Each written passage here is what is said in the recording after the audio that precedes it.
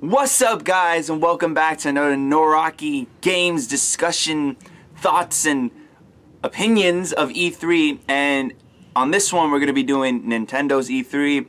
Now, first things first, I gotta say, it was good. You know, I'm not trying to sound like a hater. It wasn't the best, but it wasn't bad.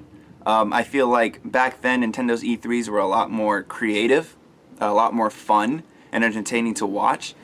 I feel like in this one they really rushed a lot of games in small little montages, you know, of a couple seconds. For example, like Dragon Ball FighterZ announced on the Switch, super popular fighting game by Arc System Works, completely blown over within like 4 seconds. Just, oh yeah, Dragon Ball FighterZ coming on the Switch, bam, next. It was just kind of like, whoa, you know what I mean? Such a popular game. On top of that, no Metroid 4. No announcement for that. I'm surprised. And nothing for Yoshi's new game that's coming out that was announced last year. So I don't know. I mean, mostly it was just Smash that took the spotlight, which is not a bad thing. Super Smash Bros. Ultimate! But it did take pretty much the whole entire spot. Pretty Pokemon much, yeah. had a slot after that. Let's go Pikachu, let's go Eevee. But that was it. I mean, it was okay in my opinion. I love Pokemon. We both love Pokemon, but it's okay. I mean, when I was watching it, they were in Verdant Forest for the Nintendo Treehouse, and just the catching mechanic. You know, I play Pokemon Go. It's not unfamiliar to me. I don't have a problem with it. It's just, and I know that there's a new gen coming out next year, Gen 8. So that's fine. We're gonna go back to classic Pokemon and everything, wild battles and everything like that, IVs, EVs, all that. But I don't know, it's just something about the catching mechanic in this one that it's just, I don't know, you know, I was watching and I'm like, you know, it could be, you know, better. And then I heard from my other friends, it's like, you know, it's all right. I mean, it's Pokemon on the Switch at the end of the day, so I can't complain. But anyways, we're here to talk about, of course, obviously, Super Smash Bros. Ultimate. Octopath Traveler. What else? Octopath didn't get much, though. No? Octopath is going to have a new demo June 14th, I think. Nice. And then after that, they just said, you know, your saves from that carry over to the main game, which comes out, I think, July 17th. Somewhere in July, it's going to come out. And what else? But yeah, Smash Bros. Really took up a 15-minute slot, pretty much the whole thing. Introduced the fighters that are going to be in the game. Introduced a new fighter that's going to be in the game, and we're going to talk about that in a minute. Spoiler alert, everybody in the Smash Bros. Series is back! Yeah, so everyone's back from Melee, Brawl, and forward.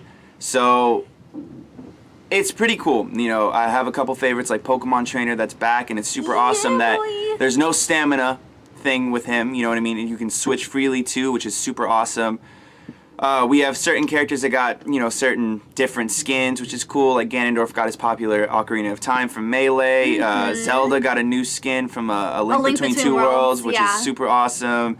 And I heard that they weren't trying to put like one series into one series, you know what I mean? Like Breath of the Wild and then have Breath of the Wild Zelda. They wanted to mix and match. Exactly. And he wanted to pick their favorites. So that's what they did. So that's why Zelda doesn't have a Breath of the Wild skin. I don't know if she will later on, but from what it looks like, I don't think she is. So yeah, every fighter is back, like we said. So from Smash 4, Melee, Brawl, which is really cool. Ice Climbers are back. I don't think wobbling's going to be a thing in this game anymore, which is, you know, some people love, hate it.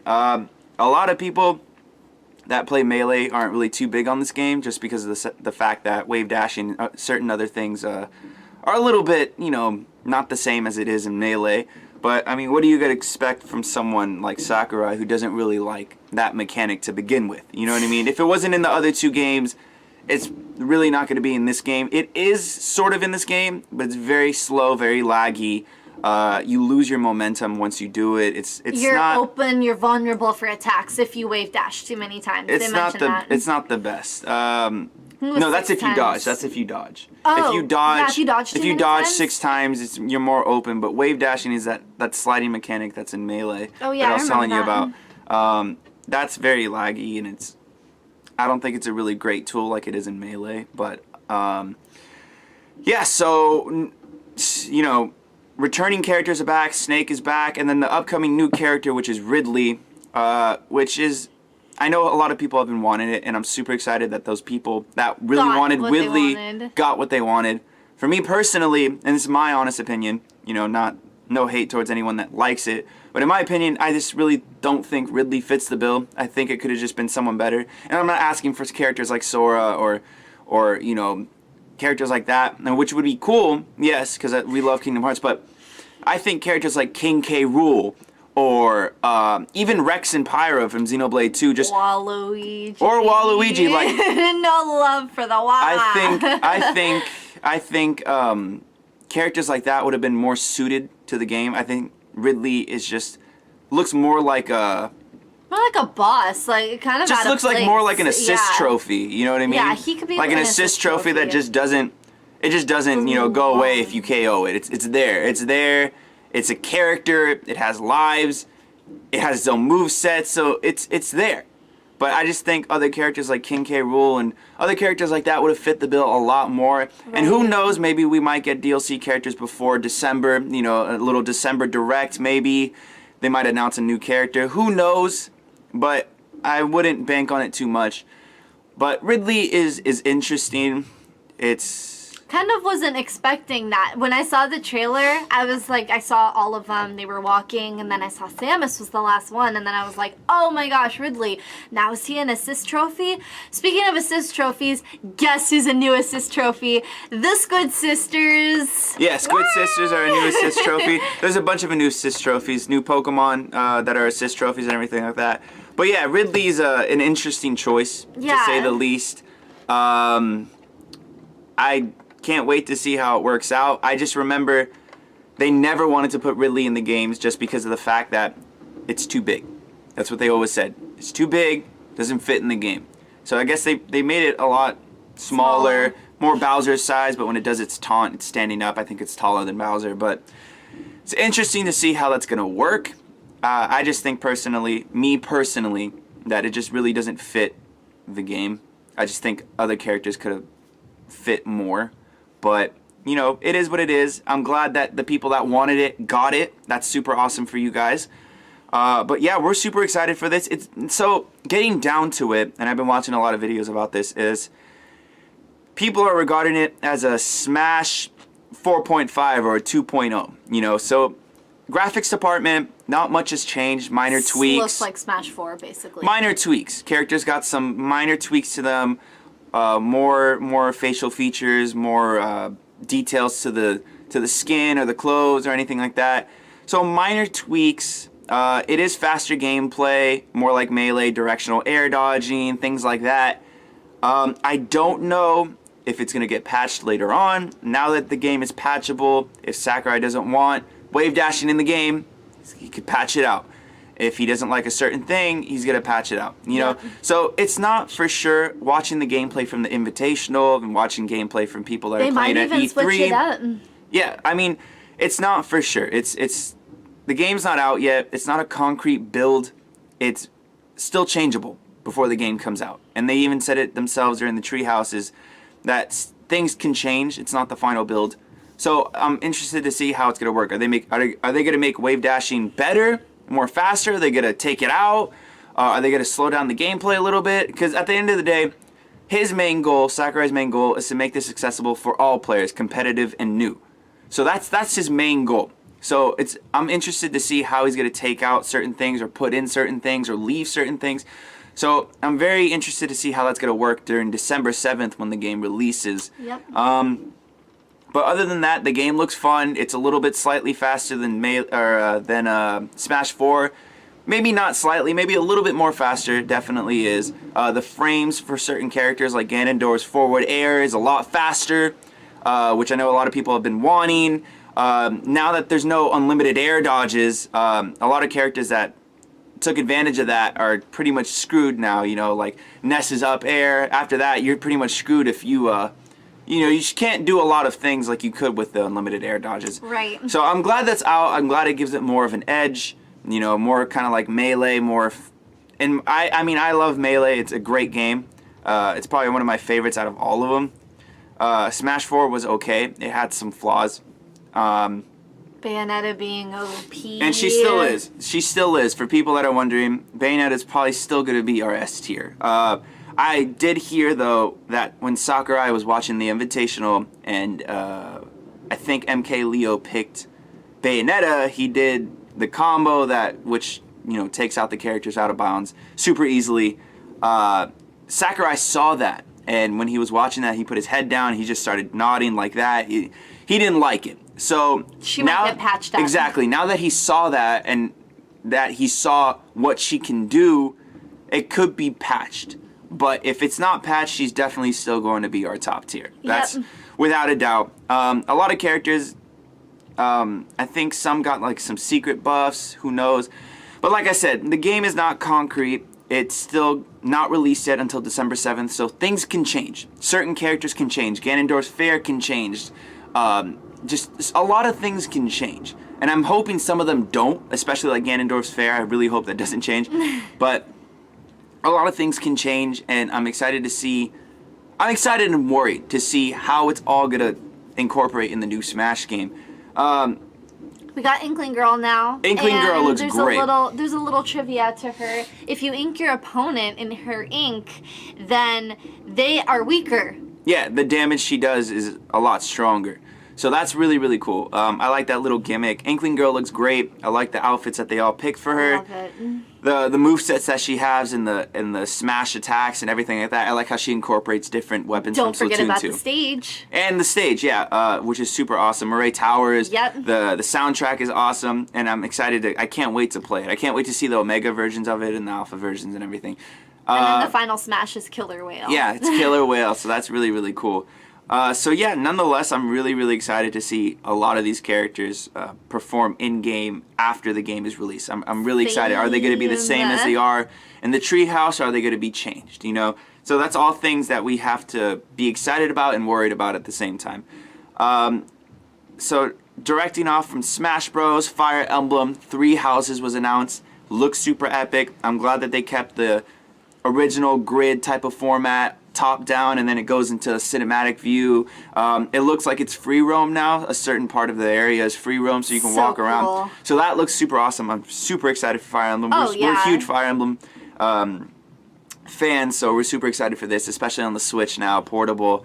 Xenoblade 2, thank goodness, is getting its story DLC. It's going to be a prequel, so it's set 500 years back on the first Aegis War.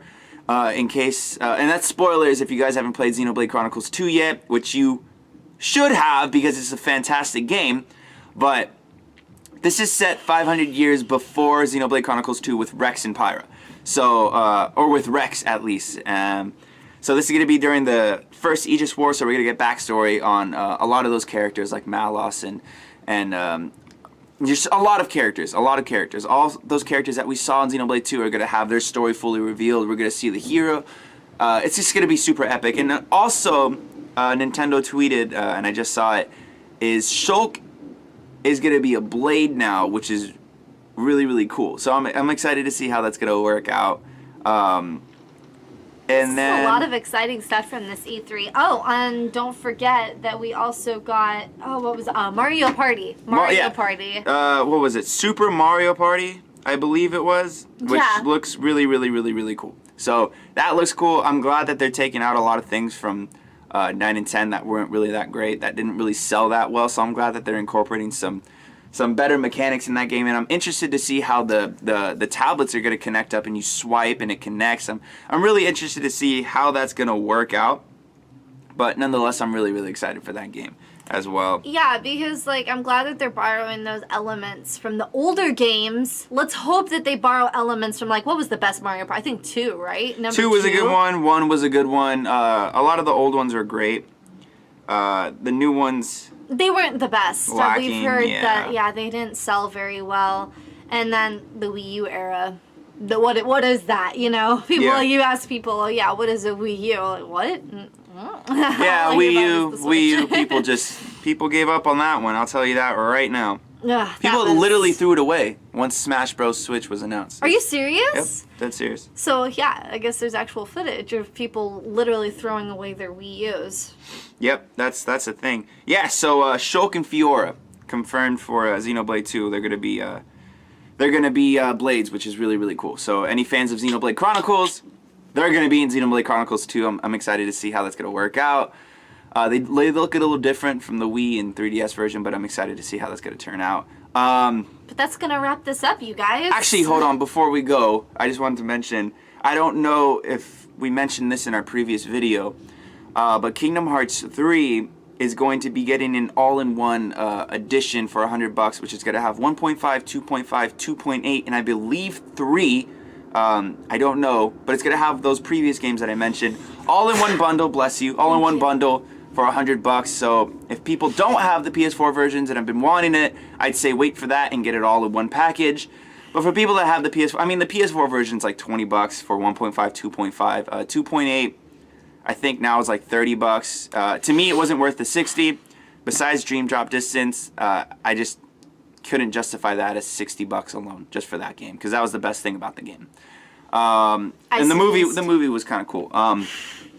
But yeah, so then also regarding Kingdom Hearts 3, there is a PS4 Pro limited edition announced. There is no pre-orders for it yet. There's no release date for it yet, but we're gonna try to get it. Okay, we're checking daily to see when pre-orders go live. So and we'll have probably like an unboxing for that if we can get it. If we can get it, we don't know if we're gonna get it for sure. I know a lot of people are probably gonna hop on it maybe before we even find out that it goes live. Same. So it's a battle really, but it is announced. So people who watch this video and are curious, and didn't watch that or whatever, we're telling you right now, new PS4 Pro, go on Google, you'll find it there. It's announced. We don't know when it's going to go live, but hopefully soon so that we can lock in our pre-orders. Pre-orders actually for the game are available, so you can get the collector's edition, which comes with the steelbook, art book, pin, and that's going to be $80. And then there's one for $220, which is going to be a bundle that is the same thing as the $80 one, but comes with 3 Bring Arts figures of Sora, Donald, and Goofy. In their Toy Story form. I saw a lot of comments. A lot of people are disappointed just because it's not really that great. But yeah. Other than that, it's if you guys have money for it, I guess go for it. If not, then it's not really worth it. Right. It's only like whether you can put down that $230 because that's a lot for a collector's item. It's just, I mean, in my opinion, there's better figures out there of Sora, Donald, and Goofy. Of Sora, at least. I was thinking of a nice statue to come with it, for example, like the God of War collector's edition. That was a cool collector's edition. That would have been cool. The Bring Arts figures of the Toy Story version, I mean, basically you're paying $120 more for 3 more figures. Just for 3 figures that don't look that great, but they look good, but they don't look that great. Just not for $220. I mean, what is the other name? The figure arts. They're not figure arts, are they? No, they're Bring Arts. They're Bring Arts. For example, they should have asked figure arts. No, I'm just joking. I for example, have the Roxas Organization 13. I got it way before we started this, but I have that one, and that's like something I would have loved to see. Like for example, the Final Fantasy 15 Play Arts Kai figures. The ones with those Pronto. Are beautiful. Those are nice. Those are nice, and I would have loved to see maybe Sora in his Kingdom Hearts 3 outfit of a Play Arts included in the bundle, or like a special one that's not even released yet, and then of one of Donald and Goofy. That would have been really cool. I would have dropped $230. Absolutely. Who wouldn't? But bam, for the Toy Story ones, I'm glad Toy Story's back. I know it was in development and then it got scrapped. I'm glad that's actually confirmed now. The figures.